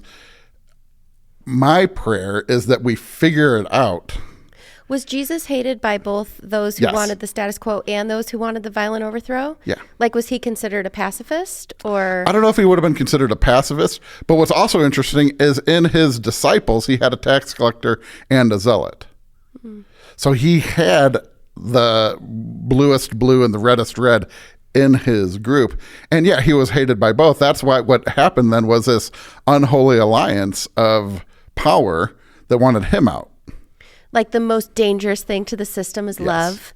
You Absolutely. know, it's in the middle, and oh gosh, yeah. It's not even in the middle. It's something completely different. What you're telling me today is we have a lot to learn from the example of Jesus. Whether you are a religious person or not, whether you're a spiritual person or not, this example of a human being who probably lived, that's pretty true. Like, he was alive. Yeah, right? I mean, it's disputed, but yeah. Okay. I mean, and then this thing going on in the society with imperial control and people who wanted to overthrow that, and just very extreme parts of a society being kind of on fire.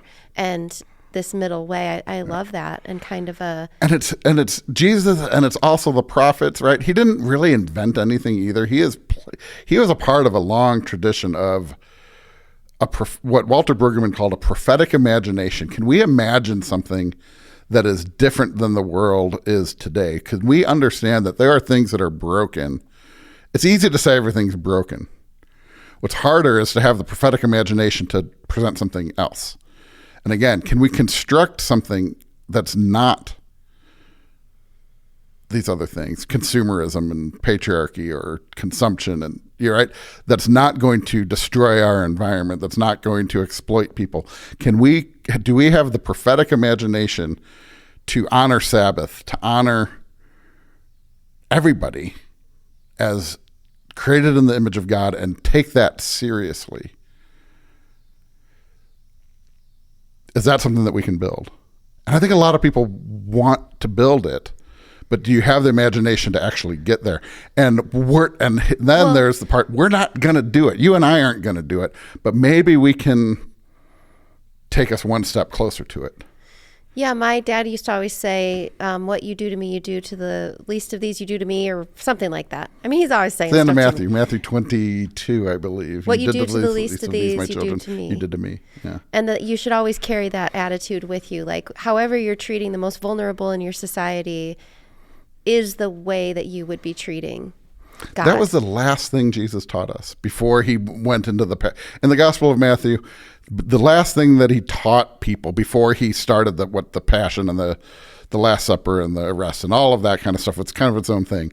The last thing that he taught people was, in the end, you're going to be judged by how you treated the least of these. And so when I think about heaven and hell, or when I think about judgment, I think it's not about the judgment, it's about what gets judged. And what gets judged is how we treat other people, how we treat ourselves, and how we treat others, and especially how we treat the least of these. How do you treat the marginalized? How do you treat the houseless? How do you treat the trans kid in your neighborhood? How do you treat how do you treat the racist jerk that you can't stand? You still need to treat them with some dignity and respect. It's a different kind of treatment.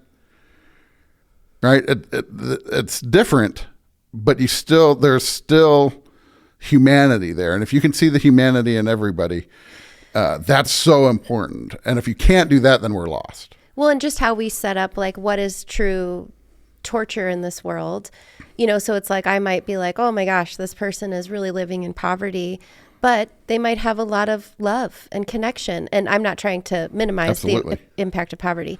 And then I might have a neighbor who is just so filled with fear and hate. And I often think, like, that would be a worse way to have to exist. Mm-hmm. That might feel worse. Like, he might need more of my compassion because there's more isolation there. There's more disconnection. There's more fear. I mean, some of the poorest people in the whole entire world might feel more joy, not even in America, but in other countries, might feel more joy and happiness and love and connection than a very wealthy, isolated person who's just terrified and checking their bank account all the time, or I don't know, but we can make up stories, but sure.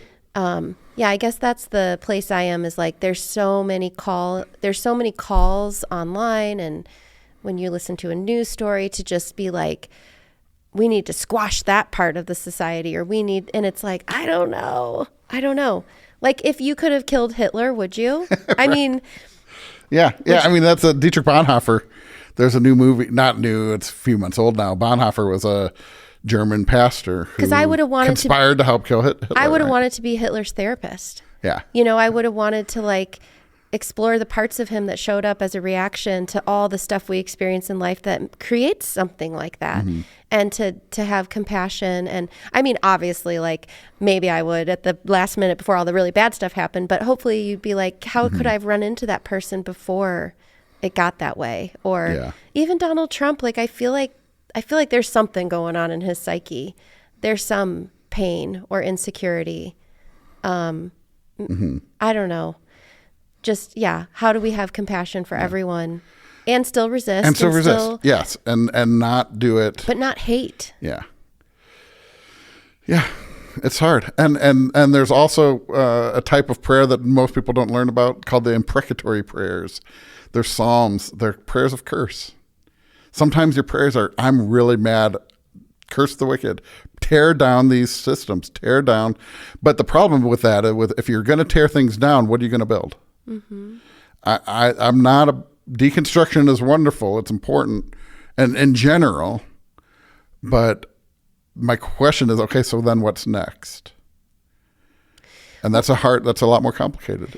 Well, and I like Jonah Goldberg. Do you listen to him? Mm-mm. He's kind of like he's conservative. He's more of an old school conservative, but he talks a lot about the founders of our country and the things they believed in, the principles that form things, and like history and politics. But I mean, he kind of talks about like the cycles of how in times when you have an authoritarian government, sometimes it is the preceding liberal ideals, almost like socialist ideals.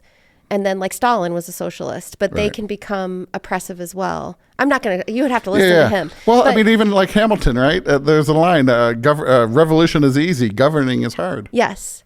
So even as we're kind of wanting to tear something down right now and maybe replace it with a different system or something, like I don't even think I would like that system because I so deeply value my freedom. Mm-hmm. I want to be in a communal society, but I also want some level of freedom of idea or I don't know. Rob, sometimes I just start rambling when this goes on. I mean, and I get it. And I think that's... But I don't want to, I also am like, if the most extreme liberals in the country were to kind of suddenly take over and now we all had to live under what they wanted, I wouldn't like that either. Right. There is a certain oppression of that, right? Exactly. And groupthink. Groupthink is a powerful thing, and it happens to a lot of folks. Yes. So I love, like, I feel like what I'm really going to take away, I want to like go read the Bible now. I want to be like, so what did Jesus do when this person was, trying to be imperialist and this person was kind of wanting to overthrow, and how do you stay centered where you can have curiosity and compassion and connection with others. And one thing I've had a hard time with on this podcast, I don't know if it just comes across through my face, but like I am a more liberal person in general, is finding more conservative people to talk to me. So I've reached out to different folks, but I haven't, it's like crickets. Like maybe to them I have a punchable face. I don't know. I'm like, so if your face is fine, it's wonderful, but I don't think that's it's. But if you know any conservative thought people, let me know, because I feel like that is the. And I think we need conservative people in the world. But I think right now there's a crisis of conservatism. That's a cruelty. Conservatism shouldn't be cruel. And for a lot of folks it is. What I wouldn't give for George Bush right now. Right? And I compassionate conservatism is dead. A lot of and it's not dead, it's at least a lot of the leadership, it's dead. And I mean, I'm not a political scientist, so I don't want to talk too much about this kind of stuff. But I think what we've seen is a shift toward polarization, and a shift away from wanting a common good, even if we disagree on some things. Conservatives and liberals need to exist because we can debate about tax codes and foreign policy. When we start debating over the humanity of people, that's no longer a political conversation. That's bigger. Well, scarier. I told you I have one friend I talk to on the phone almost every morning. If we recorded it, it would be the most depressing way to start your day, because I'm like, why are we talking about this again? But we do. But I said, sometimes I feel like I'm being groomed for cruelty. Mm-hmm. You know how they talk about people being groomed, like just a little. Social media helps that. Yeah, but being groomed for not caring about human life or something. So, we're just going to have like a few more police officers on the street, and we're just going to treat a few more segments of the population as though they don't have human rights, and we're going to round these people up and move these people over, and it's like trying to get us used to it. Used to dehumanization. So let's see how far we can go. We'll just take a little bit more. I mean, that's a classic poem of they came first for the right, and then they came for me, and there was nobody left. And I mean, that's trying to figure out if is this time actually unique? And there's moments where I'm like, it feels different. And even like Gaza, I mean, that's a whole can of worms. Sure. But, do you talk to your kids about all that stuff? Do you and your wife? Mm-hmm. Oh, yeah. And so my husband and I aren't lockstep on every single thing. But I notice in children, if they see something, like I feel like kids have a good barometer for, like, oh my God, that's bad. Like if they see a child suffering or dying. That shouldn't be controversial. Well, right? But then but then if you look at it in geopolitical lens, or when all that was first happening, everything just gets so complicated. Yeah. And then it's like, well, put it in the context of this history and these, and it's like, how would you, sometimes it'll go beyond me because I never want to lose touch with my, that humanity that's like, I can still feel a lot of different things. I can hold a lot of different beliefs. But if I see a child who's starving and in my being, in my heart, it says, I don't like seeing that and that is wrong, I don't really want to be convinced otherwise. Mm-hmm. Yeah. But it's like, well, we have to, I don't know if that makes sense, but just staying connected to. Yeah. And that's why we keep telling stories of hope. Keep telling, because there's so many other stories out there. I keep telling stories of love, keep telling stories of generosity, keep sharing them, keep living them, keep noticing them, because they're there. They're all around. The kingdom of God is all around. I mean, they asked Jesus, what are the signs? What are the signs? Yeah. He said, look around. Yeah. And then just local politics, like what's going on right now with the change what you can. I mean, what's the serenity prayer? God grant me the serenity to accept the things I cannot change, the courage to change the things I can, and the wisdom to know the difference. Yeah, Richard Niebuhr, he was a graduate of the seminary I went to. Oh, really? Is that who the person who wrote that got like adopted by AA? Yep. Yeah, it's wow.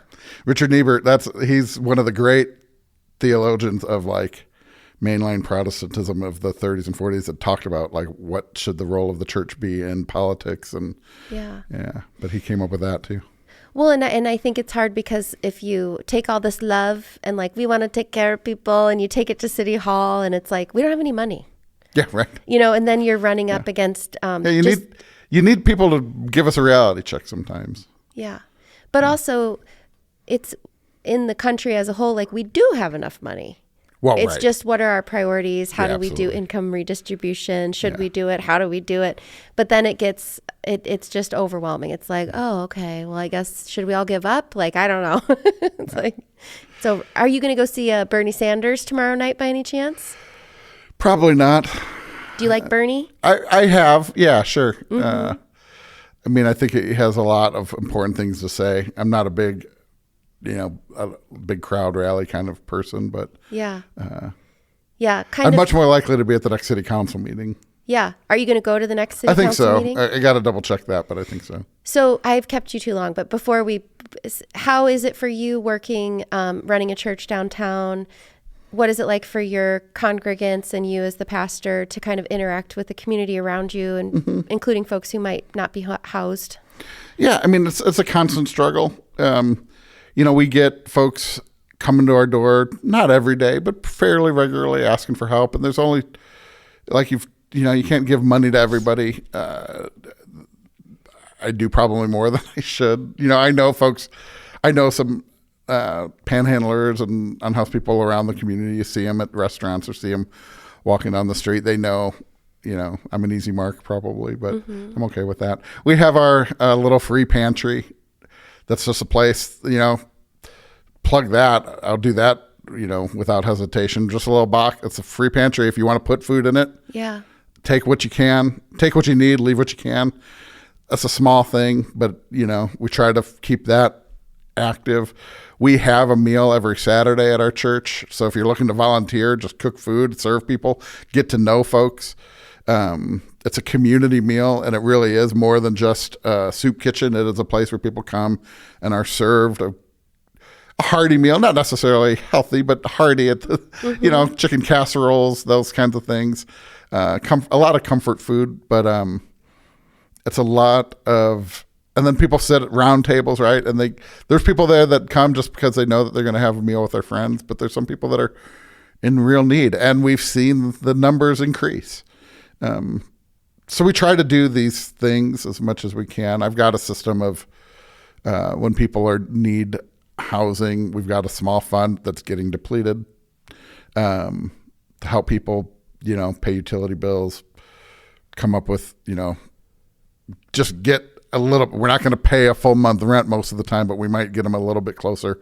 Maybe a water bill that's past due, those kinds of things. There's a lot of that those sort of ministries. I mean, and a lot of them are Band-Aids, but you know what? When you're bleeding, you need a Band-Aid. Yeah.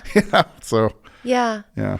That is, even my parents' church, I think they had someone come in off the street in the midst of a drug overdose. Yeah. Like walked up the middle of the aisle and administered first aid. And I love the Rock Island spirit of just that church being like, okay, like how do we address this? Because it was a little bit scary, and some congregants were kind of like, oh, and others are like, we need the Narcan, and we're gonna, We had one of the greatest endorsements of my church is a few years ago. We had a guy that came to our church a lot, and then he disappeared for a while, and we kind of got to know him, and then he had some people that he would greet every week, and we didn't see him for a while, and then a couple years later we saw him back again.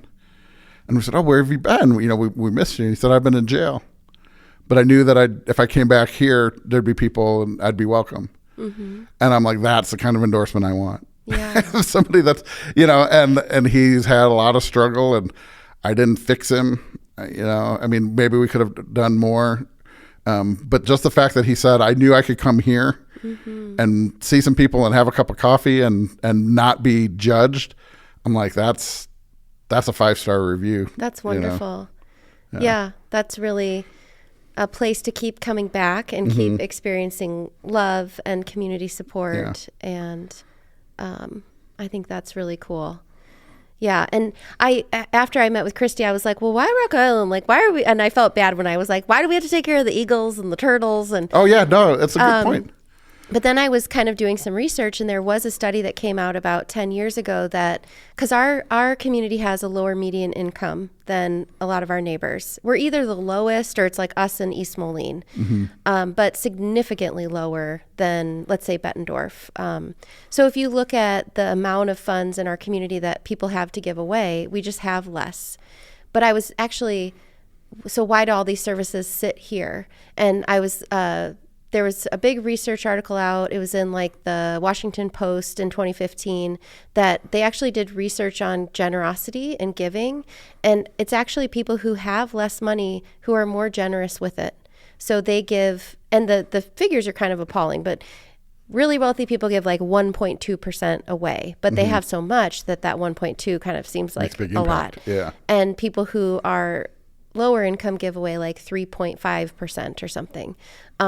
And so in that context, I was like, well, maybe it does make sense that it's Rock Island, because maybe people, and actually this building, it belongs to Jose and Sarah, who run the Pancake Factory. Yeah. So I rent from them.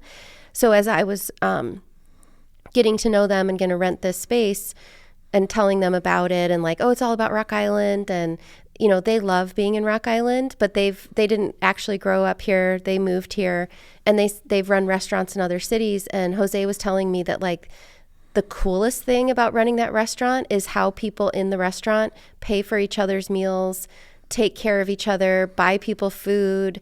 And he said, like, you'll never know who's who, though. So in Rock Island, you don't know if that person has a lot to give or has nothing to give. And there's this like flowing back and forth of generosity that he said has really been quite shocking based on the other places he's lived. And so I hope to get them on the podcast someday. But, oh, that'd be great. I'm there. If you want to run into me, go there on Sunday morning at between 6:30 and 8. I'm there every single Sunday. Well, maybe he might be one of the people they've watched buy someone else breakfast, or there's people that know. Yeah. And it's I love Jose. And it's not even like a person, someone buying breakfast for a person, quote unquote, in need. It's just like, oh, I'll take care of their, It's a great meal and a great place, great staff. And they actually, I mean, gosh, we could talk more about that. And they'd hosted a meal at our place one time. They just wanted to do it. And we invited our Saturday meal site people that come as guests and the volunteers. And they were actually able to have a meal together that was catered by Jose and Sarah, and they didn't charge us a dime. Oh, cool. It was very cool. It was one of the cooler moments. And then we had communion. It was a really neat thing. But yeah. That's awesome. Well, I look forward to getting to know you better. Yeah. I'm like, okay, Jim and I should go to your church one Sunday with the kids and check it out. And we love it. you know, I don't know if we'd be regular attendees, but we could like show up once. We love it anytime. Yeah. And again, if you or anybody for that matter just wants to get and have a cup of coffee and talk, you know, I'd say Cool Beans. Now I'm probably more at Vibrant because it's just open later, but you know, or go to Radical and bend an elbow there. Or I literally go to Hy-Vee with people because there's just I go nowhere. to Hy-Vee too, yeah. There's, you know, when you're trying to go to coffee, because if you go to Holy Grinds, which I go to also, but if you want to have a little bit more of a private conversation, or a little bit more comfortable chair too. Yes, because those are high tops, Yeah. but it's anything you say is kind of like in the whole room. Yeah, You're just like, there's no privacy there. so sometimes I'll go to Hy-Vee, but I also am like, I really want to meet with the manager of Hy-Vee to be like, why is your bathroom so dirty? Like, I don't understand.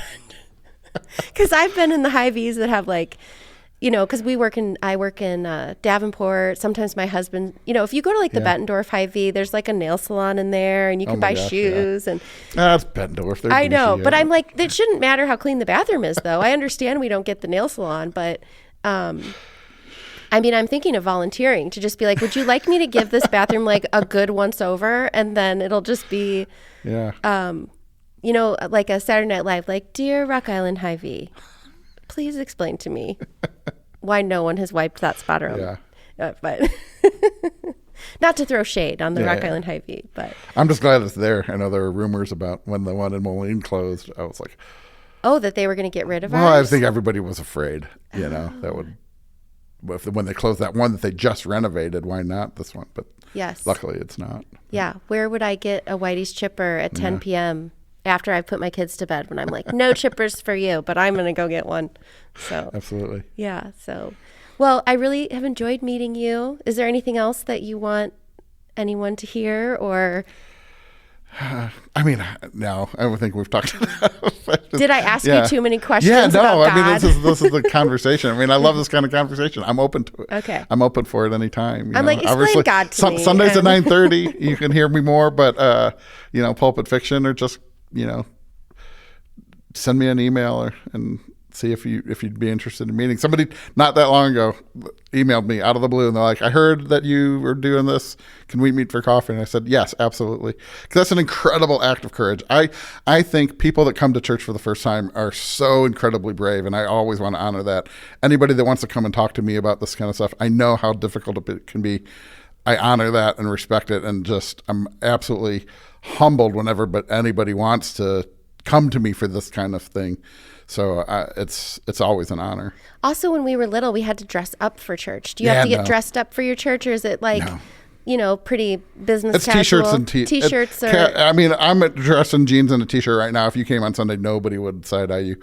You might I think see that can be a tie. barrier sometimes, too, just like how fancy I don't think this? you even see ties anymore for the most part. I used to wear a tie. I don't even anymore.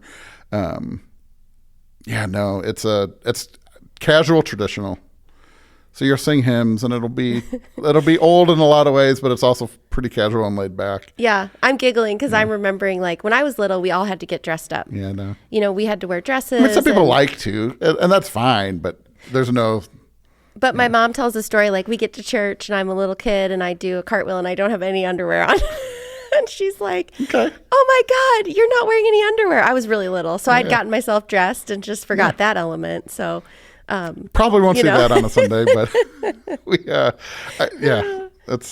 it's a pretty laid back group. Yeah. And some of my best memories actually are church trips in high school going to, but it was like the nature part of it and the friends but going to Boundary Waters, doing canoe trips, like, you know, I don't know, it was really powerful. And, you know, my dad was always there, canoeing, and I don't know. It was on the 7th, we're going to have church outside again, just in our parking lot. We're not going to the park. Just in our parking lot. So you don't even have to come in the doors. You can come on the September 7th, and it'll be outside. I'm going to be in Las Vegas. Oh, the opposite of church, but you know, isn't it Sin City? Yeah, Sin City, absolutely. Yes. I wasn't going to say that. Otherwise, I would totally come. And Well, I so appreciate you. I'll let you get out of here. All right. I'm sure you have other stuff to do, but Sure. I enjoyed talking to you, and I'm sure we'll connect again. Absolutely. Okay. Thank you so Take much, care. Rob. Thanks, Annika.